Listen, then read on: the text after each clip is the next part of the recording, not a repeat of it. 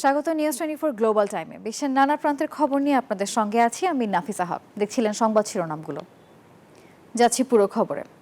Armenia ও আজারবাইজানের দীর্ঘ 3 দশকের বৈরিতার অবসান ঘটালেন মার্কিন প্রেসিডেন্ট ডোনাল্ড ট্রাম্প। হোয়াইট হাউসে ঐতিহাসিক শান্তি চুক্তি স্বাক্ষর করেছে প্রতিবেশী দেশ দুটি। যুদ্ধ বন্ধ করার পাশাপাশি ভ্রমণ, বাণিজ্য এবং কূটনৈতিক সম্পর্ক স্থাপনের প্রতিশ্রুতি দিয়েছে তারা। এই চুক্তিকে স্বাগত জানিয়েছে ইইউ সহ বিশ্বের বিভিন্ন দেশ, কিন্তু বিশ্লেষকদের মতে এই চুক্তি দুই দেশের মধ্যে যেমন গুরুত্বপূর্ণ পরিবহন রুট উন্মুক্ত করবে, সেই সাথে বাড়িয়ে তুলবে মার্কিন প্রভাবও।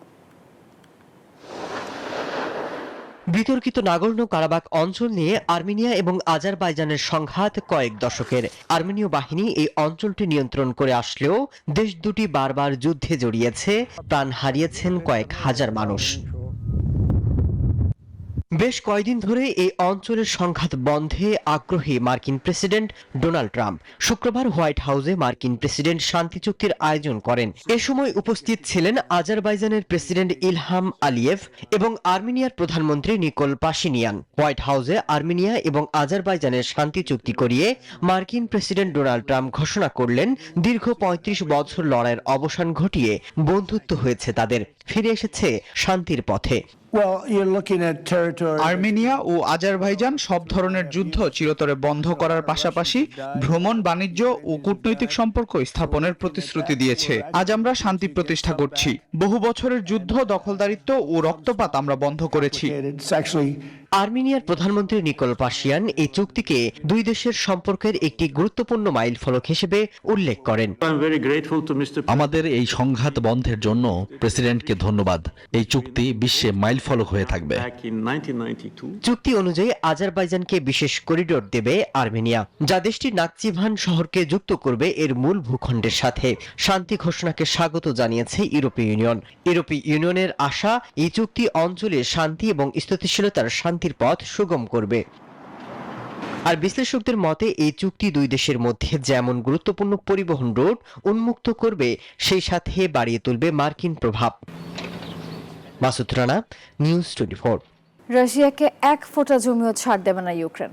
আলাস্কায় ট্রাম্প পুতিন বৈঠকের আগে এমনটাই হুঁশিয়ারি দিয়েছেন ভলোদিমির জেলেনস্কি।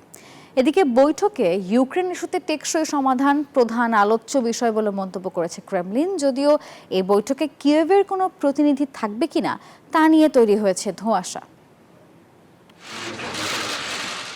একের পর এক সংঘাত বন্ধে আলোচনায় এখন মার্কিন প্রেসিডেন্ট ডোনাল্ড ট্রাম্প। এবার রাশিয়া ইউক্রেন যুদ্ধ বন্ধে রুশ প্রেসিডেন্ট ভ্লাদিমির পুতিনের সাথে মুখোমুখি বৈঠক করবেন মার্কিন প্রেসিডেন্ট। আগামী 15ই আগস্ট যুক্তরাষ্ট্রের আলাস্কা অঙ্গরাজ্যে অনুষ্ঠিত হবে বহুল প্রতীক্ষিত এ বৈঠক। শুক্রবার এমন তথ্য জানান খোদ মার্কিন প্রেসিডেন্ট। আভাস দেন সম্ভাব্য চুক্তিতে বিতর্কিত কিছু ভূখণ্ড বিনিময়ের শর্তেরও।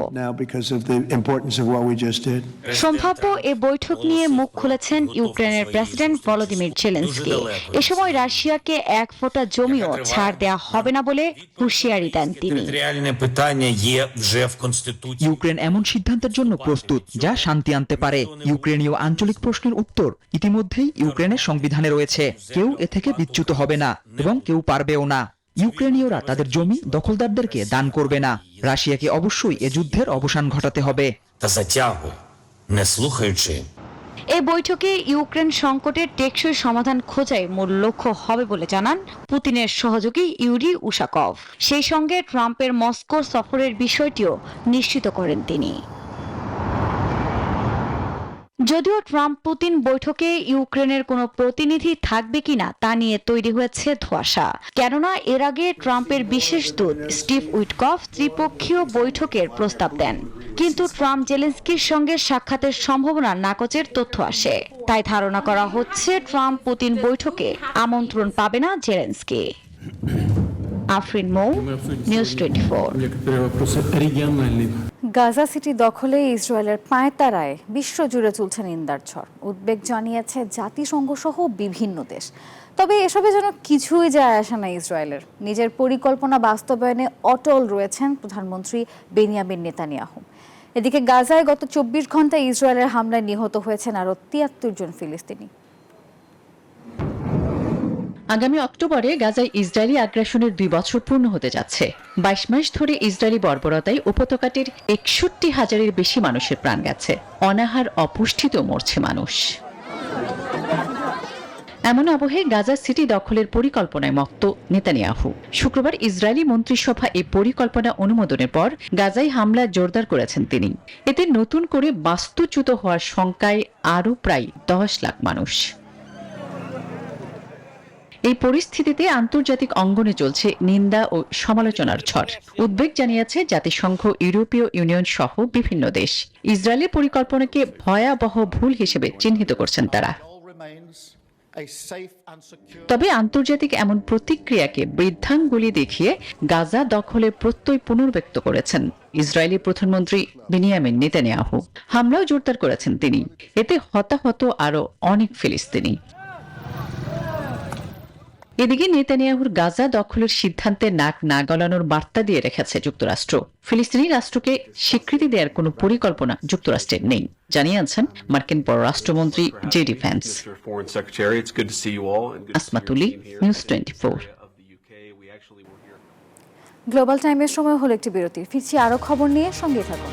আবারও স্বাগত, দেখছেন নিউজ 24 গ্লোবাল টাইম।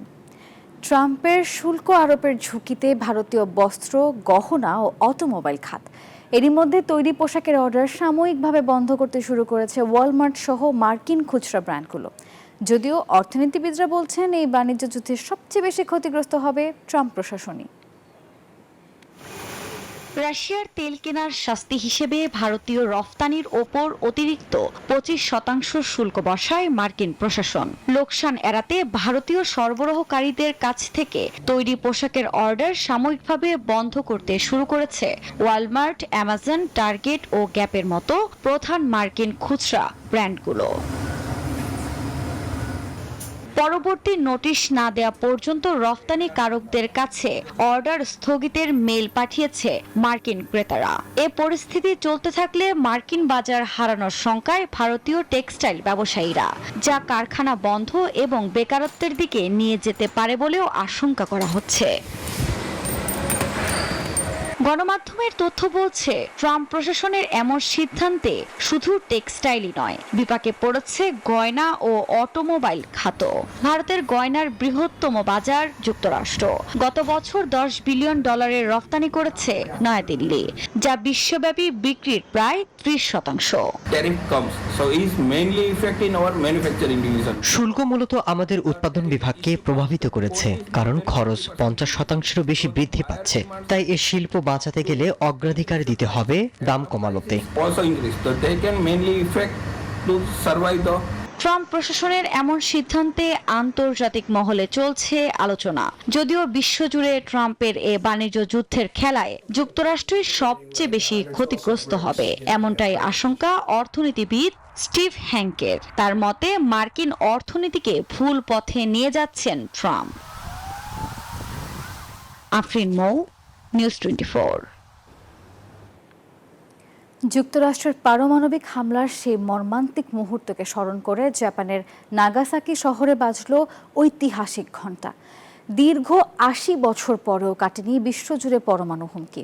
এমন প্রেক্ষাপটে বিশ্ব শান্তির আবেদন জানিয়েছেন জাপানিরা, আর সেই সাথে পরমাণু যুদ্ধ নিয়ে সতর্ক করেছেন জাপানের প্রধানমন্ত্রী। 1945 সালের 9 আগস্ট একটি আণবিক বোমা তছনছ করে দেয় জাপানের সাজানো শহর নাগাসাকিকে। এর মাত্র 3 দিন আগে হিরোশিমাতে পারমাণবিক বোমা নিক্ষেপ করে যুক্তরাষ্ট্র। এতে নাগাসাকিতে নিহত হন প্রায় 74,000 মানুষ, আর হিরোশিমাতে ঝরে 1,40,000 প্রাণ। মার্কিন পারমাণবিক বোমা হামলার 80তম বার্ষিকী পালিত হল জাপানের নাগাসাকিতে। দীর্ঘ এত বছর পর প্রথমবারের মতো নাগাসাকিতে একসাথে দুটি বেল বাজিয়ে নিহতদের স্মরণ করেন জাপানিরা। স্মরণ সভায় জাপানের প্রধানমন্ত্রী ইশিবা পারমাণবিক অস্ত্রমুক্ত, যুদ্ধমুক্ত একটি বিশ্বের জন্য আন্তর্জাতিক নেতৃত্ব দেওয়ার অঙ্গীকার ব্যক্ত করেন। কে ভেবেছে আমাদের বিশ্ব এরকম হয়ে পড়বে? শক্তির মুখোমুখি শক্তি, এমন বিবাদগুলো অবিলম্বে বন্ধ করতে হবে।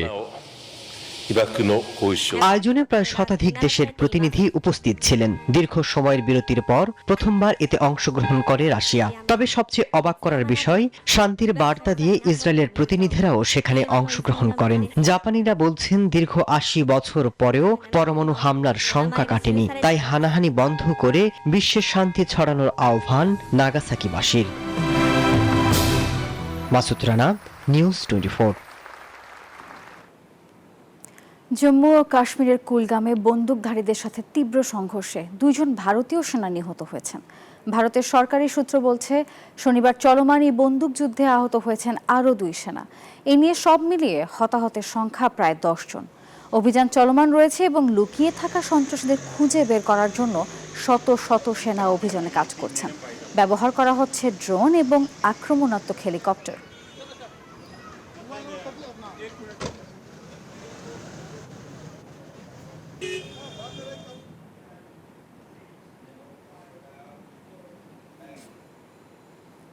দর্শক, আর এই ছিল নিউজ 24 গ্লোবাল টাইমের এতক্ষণের আয়োজনে। এতক্ষণ সঙ্গে থাকার জন্য ধন্যবাদ সবাইকে।